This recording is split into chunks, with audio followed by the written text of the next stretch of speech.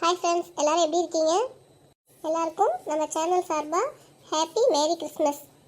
Like பண்ணுங்க. நம்ம channel video பிடிச்சிருந்துச்சுன்னா லைக் பண்ணுங்க, ஷேர் பண்ணுங்க, சப்ஸ்கிரைப் பண்ணுங்க. என்னோட பேர் இசை.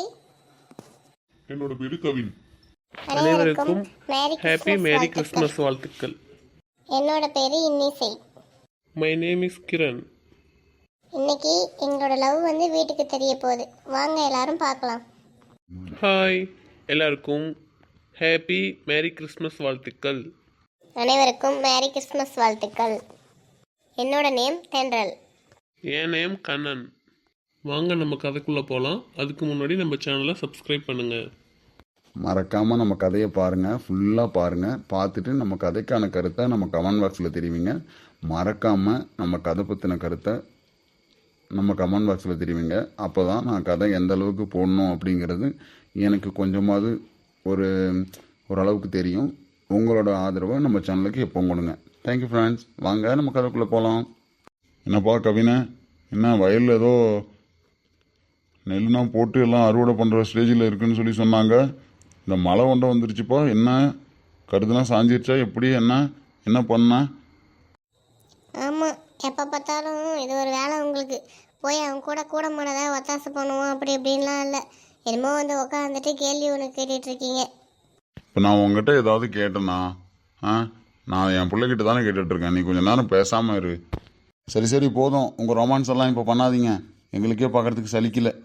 கிரண், உனக்கு ஆனால் இவ்வளோ கொழுப்பாவாதரா? எங்களை பார்த்தா ரொமான்ஸ் பண்ணுற மாதிரியா இருக்கு. அப்புறம் இங்கே கேள்வி கேட்குறதுக்கு நீங்கள் இங்கேருந்து 2 பேரும் சண்டை போட்டுக்கிட்டு இருந்தால் அப்புறம் ரொமான்ஸ் பண்ணுற மாதிரி தானே அர்த்தம். இந்த காலத்தில் எங்கே சண்டை போட்டால் தானே ரொமான்ஸாக தெரியுது. கொஞ்சம் தான் ரொமான்ஸாக தெரியுது. கிரண், நீ சும்மா இரு. கவின், நீ சொல்லுப்பா. இல்லப்பா, நம்ம பக்கம் ஒன்றும் அந்த அளவுக்கு பெருசா சேதம்லாம் இல்லை. நான் என்னால் முடிஞ்ச அளவுக்கு எல்லாம் வெட்டி க்ளீன் பண்ணி விட்டேன். மழையெல்லாம் திருப்பி விட்டேன். அதனால தண்ணி அந்த அளவுக்கு ஒன்றும் நிற்கல. இன்னும் 1 மாசத்துல எப்படியோ அறுவடை பண்ற மாதிரி இருக்கும்னு நினைக்கிறேன். இல்லைப்பா, இந்த எதிர்த்த விட்டு ராமசாமி இருக்கான்ல, அவன் வயலில் ரொம்ப தண்ணி நின்று ரொம்ப பயிரெல்லாம் அழுகிருச்சு, எனக்கு ரொம்ப சேதமாயிடுச்சு அப்படின்னு சொல்லி சொன்னான். சரி, அதனால தான் அவங்ககிட்ட ஒரு வார்த்தை கேட்போம் அப்படின்னு சொல்லிட்டு கேட்டேன்ப்பா. இல்லப்பா, எனக்கு முதல்ல தெரியும். நான் அதிகமாக அந்த நியூஸ் சேனல் அந்த மாதிரிலாம் பார்ப்பேன். எப்போ மழை வருது என்ன எதுன்னு பார்த்துக்கிட்டே இருந்தால் தான் நம்ம வயல் நம்மளால காப்பாற்ற முடியும். விளைச்சல்லாம் அப்புறம் விளைஞ்சாதானே நம்ம பிழைக்க முடியும். அதை பாட்டுக்கு விட்டுட்டோம்னா என்ன பண்ணுறது? அதனால கொஞ்சம் கவனமாக இருந்தேன். அப்புறம் நான் மழையை திருப்பி விட்டுட்டேன், அவர் விட்டுட்டாராட்டுக்கு. சரிப்பா, கொஞ்சம் எல்லாத்துலேயும் ஜாக்கிரதையாக இருக்கிறது ரொம்ப நல்லது. ஏன்னா இப்போ நிறைய பேர்த்து வீட்டுக்குள்ளே தண்ணி வந்துடுது, வீதியில் தண்ணி வந்துடுது. குழந்தைங்க குட்டி எல்லாத்தையும் வச்சு ரொம்ப சின்ன போகிறாங்க எல்லாரும். அந்த மாதிரி நம்ம அந்த அளவுக்கு பெருசாக ஒன்றும் இல்லைனாலும் நம்ம வயலுங்களை காப்பாற்றுறதுக்கு ரொம்ப முன்னெச்சரிக்கையாக இருக்கிறது ரொம்ப நல்லது. விவசாயிங்களுக்கு ரொம்ப அடி விழுறது இந்த மழை டைமில் தான். அதனால தான்ப்பா எல்லாத்துட்டையும் சொல்லுவோம் அப்படிங்கிறதுக்காக நான் அப்படியே சொன்னேன். சரிதாப்பா, நீங்கள் சொல்கிறதுலாம் சரிதான். ஏன்னா விவசாயம் இல்லைன்னா சாப்பாடும் இல்லை, அப்புறம் மனுஷங்களும் இல்லை. என்ன பண்ணுறது? அது இங்கே இருக்க மக்களுக்கு யாருக்குமே அந்த அளவுக்கு அதை புரிஞ்சிக்கவே மாட்டாங்க. அது பெருசாகவும் நினச்சிக்க மாட்டாங்க. அது பெருசாக நினைக்கும் போது தான் விவசாயிகளோட கஷ்டம் என்னன்னு தெரியும். அது வேணா சரிதான்ப்பா. பசின்னு வந்த உடனே நேரத்துக்கு சாப்பாடை பார்க்குற நமக்கு அந்த விவசாயியோட ஞாபகம் நமக்கு எப்பவுமே வரதில்லை. அதான் விடு. இப்போ நம்ம பேசி என்ன பண்ணுறது? யாரோ பேசிட்டு போயிட்டாங்க. அவங்க பேசியுமே இங்கே யாருக்குமே புரியல. நம்ம பேசி அவங்க எல்லாத்துக்கும் புரிய போகுது. மதனி, எப்படி இருக்கீங்க? வந்தே ரொம்ப நாள் ஆச்சு, பார்த்தும் ரொம்ப நாள் ஆச்சு. நான் எப்படி இருக்கீங்க? 3 பேருக்கு எனக்கு இருக்காளுங்கன்னு தான் பேர். வீட்டில் ஒரு வேலை செய்கிறதில்ல, ஒன்றும் பண்ணுறதில்ல. அதனால என்னால் வெளியே எங்கேயுமே வர முடியல, போக முடியல. பங்கஜம், வா வா வா. என்ன பண்ணுறது? எல்லாம் நம்ம வீட்டில் இருக்க வரோம். பிள்ளைங்க, பொட்டை பிள்ளைங்க அப்படித்தான் இருப்பாளுங்க. என்ன பண்ணுறது? எல்லாம் என் மருமகளுங்க தானே. எல்லாம் என் வீட்டுக்கு வந்தால் எல்லாம் சரியாயிரும். அதுதான் எப்பன்னு தெரியலன்னு நானும் யோசிச்சுட்டே இருக்கிறேன். மாமா பங்கஜம், நல்லா இருக்கியா? நான் நல்லா இருக்கேனே. நீங்க நல்லா இருக்கீங்களா? நான் நல்லா இருக்கேம்மா. என்னம்மா பங்கஜம், இவ்வளோ தூரம் சொல்லி அனுப்பிச்சிருந்தா பசங்களே யாராவது அனுப்பியிருப்பான்ல. இன்னும் இவ்வளோ தூரம் வந்திருக்க? அதுவும் மச்சான ஒன்றை காணும், நீ மட்டும் வந்திருக்க? அண்ணா, அது ஒன்றும் இல்லைண்ணா. என் மூத்த பொண்ணு இருக்கால, இன்னிசை, அவளுக்கு பிறந்த நாள் நாளைக்கு. சரி, எனக்குன்னு யார் இருக்கா உங்களை விட்டா? அதனால தான் எல்லாத்திட்டையும் சொல்லிட்டு போகலான்னு சொல்லிட்டு வந்தேண்ணே. அடடா, என் மருமகளுக்கு பிறந்த நாளா? வந்துட்டா போச்சு. இதுக்கு என்ன சாமி, ஒரு ஃபோன் பண்ணி சொல்லியிருந்தா கூட வந்திருப்பேன்ல. இவ்வளோ தூரம் வந்திருக்கியே.